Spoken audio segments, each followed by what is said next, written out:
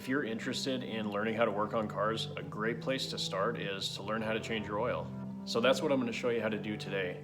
We're going to be going over step by step how to change the oil in this 1997 Chevy pickup.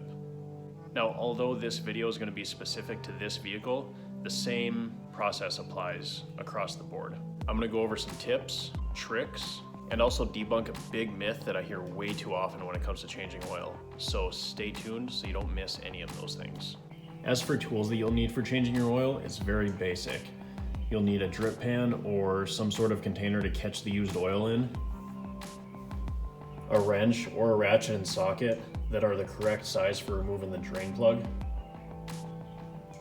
You might need some sort of tool in order to get the old oil filter off, but if you change your oil correctly and you have a pretty strong grip, you usually don't need these tools. You'll also want a shop rag or two for cleaning up any spills, and of course your oil and a quality oil filter. Now you'll notice that I said quality oil filter, but didn't say anything about the oil. Now the reason for that is I like to use Wix oil filters. I know that it's a good brand. You can tell in the cutaways that they use a lot of pleats. They're built really well compared to a lot of other brands. But when it comes to oil, you will hear a lot of controversy saying, don't use this oil, don't use that oil, only use this is better than that. But oil brand doesn't matter. This right here is a Walmart brand oil. I'll tell you right now, Walmart does not make oil. This is just a rebranded, different type of oil. Now, as long as you have the correct grade of oil for your engine, and it comes with this API Starburst is what they call it. It's like a certification seal. And it also has the API donut.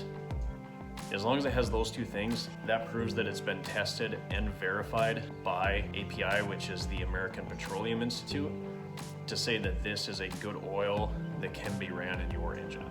So as long as it has those two things and it's the correct grade, go with any brand of oil that you like. You can buy it because you like the color of the bottle.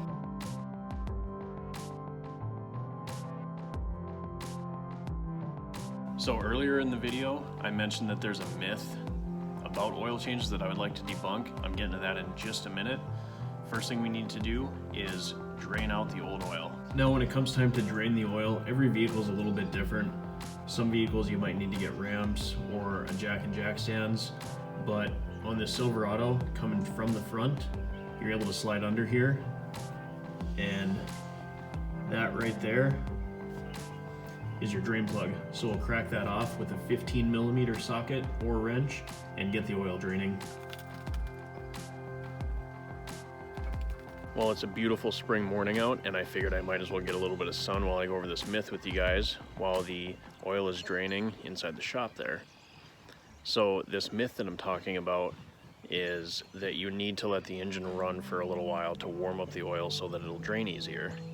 And you'll notice that I didn't do that, and that's because I think that that's a myth. I think it's a load of baloney. If you wake up on a Saturday morning and decide to change your oil, the oil's already been draining and settling into the oil pan all night. So all you have to do is pull that drain plug and let it go. Yeah, you might have to wait a little bit longer for it to drain all the way out, but spend that 20 minutes to clean your truck out or take the dog for a walk, you know what I mean? There's really no rush when it comes to changing your oil. If you are in a rush or it's really cold outside, then sure, start the engine up, let it run for a little while. But really when you do that, all you're doing is getting the oil that was sitting in the drain pan and you're dispersing it all along the inside of the top of the engine, and then you have to wait so long for it to all drain back into the oil pan. So that's my take on it. Now let's go back inside, see how our draining oil is doing, and we'll remove the oil filter next. So when it comes to replacing your oil filter, these come in all sorts of different shapes and sizes and types, so you want to make sure that you get the correct one from your auto parts store. Now when it's time to remove the old one off of your engine, there are a ton of different tools to help you with this. One type is very simple. You just connect it to a ratchet here, and then it connects to the oil filter here, and then you just ratchet it off to loosen it until it's hand loose, and then you can just spin it off with your hands, pull it off. My favorite type of oil filter removal tool is very simple. It's just a strap basically, And how this works is you wrap this strap around the metal tube, and then you have your oil filter on the engine like so. You take this strap, place it around the oil filter, tighten this, then you take a 3/8 inch drive socket, put it on the end of this, and as you loosen this, it spins the filter. Now, if you did your last oil change correctly and you have a pretty strong grip, usually you don't need any tool at all, because these are supposed to go on only about a half of a turn past snug. So once they get hand tight, just leave it alone. So that way when it comes time to remove it, you can just get a good grip on there and loosen it by hand, you're good to go. Another tip that really helps these things come off easier is on the top of an oil filter, it has this seal. If you take a little bit of oil and place oil around there like you've seen me do in other videos, that helps create a wet seal, which creates a better seal, but also helps with the removal of it when it's time to change the filter. So on this truck, it's really easy to reach my oil filter because I have a lift kit on this, and you'll see it right here. Otherwise, you can just go from the driver's side of the vehicle and just reach underneath and unscrew it.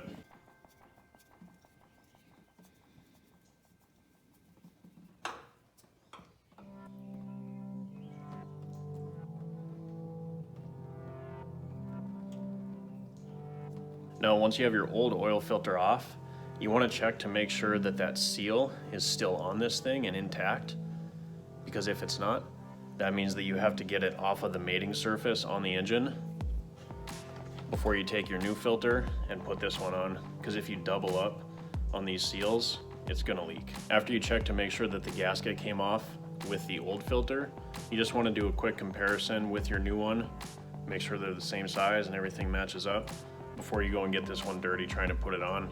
Since I have the correct filter, I'll just take the old one, pop it into the box, close it up, and then this can go to any recycling facility, or some auto parts stores will actually take these back with your used oil. So as I talked about before, you just want to get a little bit of oil on this seal here to create a wet seal, which once again will help create a better seal, and then also help so that the filter comes off easier when it's time for your next oil change. Another tip for you is, if you're able to, it's always good to fill your new oil filter with new oil, before putting it back on the engine. With these trucks, the oil filter sits horizontally, so I'm not able to do that because obviously the oil would spill back out. But on an engine where it screws straight up like this, you would want to fill it up with oil so that you won't have a dry start when you first start the engine. Since this sits horizontally though, I'm going to leave it as it is. I got my wet seal going on, so I'm going to install this right where I took the old one off. New oil filter is on and snug, but not any more than hand tight. So now it's time to put our cleaned off drain plug back in. Sometimes this will have an O-ring or a washer that you can replace. And that's just to prevent it from leaking. I don't replace this with every oil change, but it's good to do it every once in a while at least. When reinstalling your drain plug, you want to make sure that you don't get that very tight either. Otherwise, it'll be really hard to get off next time you change your oil. So now the next step is to just wipe up any of this oil that dripped onto stuff and onto the floor. So that way when you're done with your oil change, you'll be able to start the engine up and check for leaks without wondering if it was already there. So now that you have your oil filter in and your drain plug installed, it's time to add oil to the engine. Almost always your engine will have a cap on it that says oil. This one specifically says SAE certified 5W30. So it's pretty easy to know what kind of oil we need. Now the auto parts store will be able to tell you what the oil capacity of your exact vehicle is. So just check with them when you go there to buy your stuff. And another little tip for you that some people might not know, don't pour your oil jugs like this, it'll gurgle. So pour them off to the side.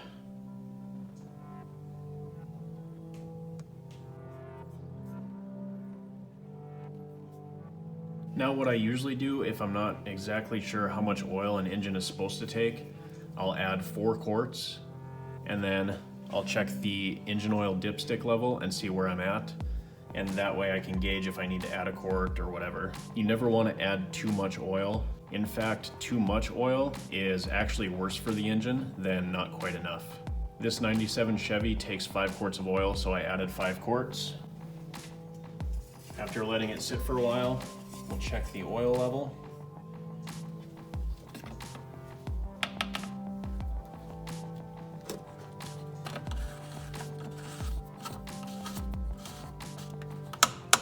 Now, after making sure you have the correct amount of oil in your engine, the drain plug's installed, oil filter's in, everything is removed, all tools, everything, your drain pan's out from underneath the vehicle, and your cap is back on, you can close the hood up.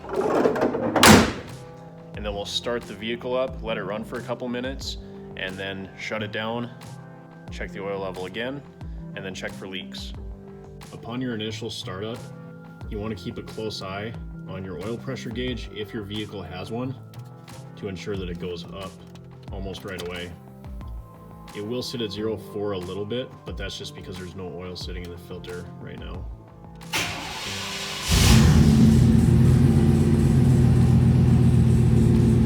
And there we go.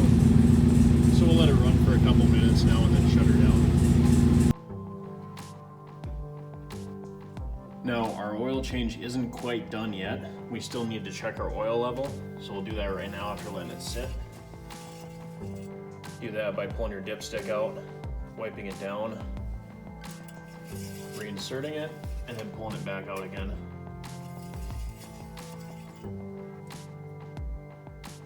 And you can tell that our oil level is right at the full mark. And you'll also see that it's no longer clean. That's completely normal. Engines are dirty on the inside. There's a lot of combustion going on, and that's why the oil is there, and that's why oil has so many different types of additives and cleaners in it. And if the oil is getting black, that means that the oil is doing its job in cleaning the inside of the engine. Now, the last step is to ensure that you dispose of your oil and your filter properly. And the best way to do that is to bring your used oil to an auto parts store. They dispose of it for free, and then it's off your hands. You don't have to worry about it. If you learned something from this video, please let me know in the comments below. That's one of my favorite things, is knowing that I helped someone. If you didn't learn anything, that's also fine. Hopefully I was at least a little bit entertaining for you. If I missed anything, please let me know down in the comments below. And if this is the first video you've seen of mine on Midwest Garage, let me know. And let me know what you think. And if you do like it, please consider subscribing. I have a lot of new videos coming out, as well as a lot of old videos that would probably benefit you. So thanks for watching, and I'll see you in the next video.